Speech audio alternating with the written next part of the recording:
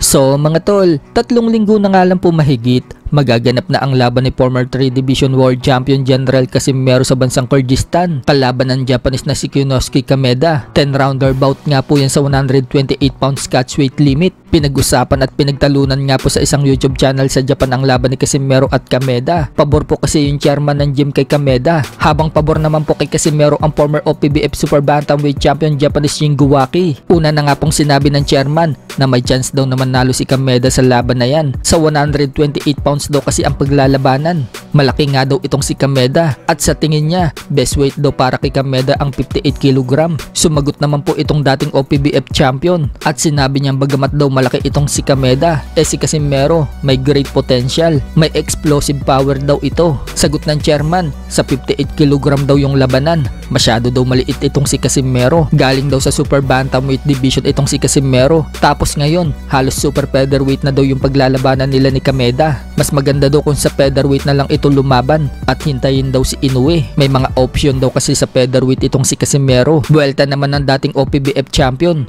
bakit daw itong si Luis Neri? Originally daw nasa bantamweight ang timbang, kaya sa tingin niya, ganyan din daw kay Casimero. May explosive power daw itong si Casimero na magbibigay sa kanya ng advantage. So tiwala nga po itong dating OPBF champion na si Shingo Waki na mananaig pa rin yung lakas ni Casimero sa laban na yan. Sa kabilang banda naman mga tol, matapos manalo ni Yukinori Uguni noong nakaraang araw sa laban niya sa Japan, kung saan tinalo po niya ang Thai fighter na si Taktana Luangpun via unanimous decision at naging viral pa ang kanilang double knockdown. Pinakita nga po ang mukha ni Uguni pagkatapos ng laban. Pasapasa nga po yan at bugbog sarado si Uguni sa Thai fighter. Binunyag naman ni Uguni sa interview sa kanya na plano daw siyang gawing world champion ni Masayuki Ito ng Treasure Boxing Promotion. Yan daw ang goal niya ngayon, ang maging world champion muli. Matatandaan na yan din po ang pangako ni Masayuki Ito kay Casimero noong hawak pa niya ito at pinangakuan pa si Casimero na itatapat daw ito kay Inoue. Subalit hindi po yan nangyari. Ang mga ibinigay na laban ni Masayuki Ito kay Casimero ay sina Ryo Akahu, Filipos Nitumba, Uguni at Saul Sanchez. Kaya ang tanong ngayon, mabibigyan kaya ni Masayuki Ito ng World Championship itong si Uguni? Sa ngayon, nasa Kameda promotion itong si Casimero at pinangakuan din siya ng promoter niya na gagawin siyang 4 Division World Champion. So diyan na kaya matutupad ang pangarap na world title shot ni Casimero. 2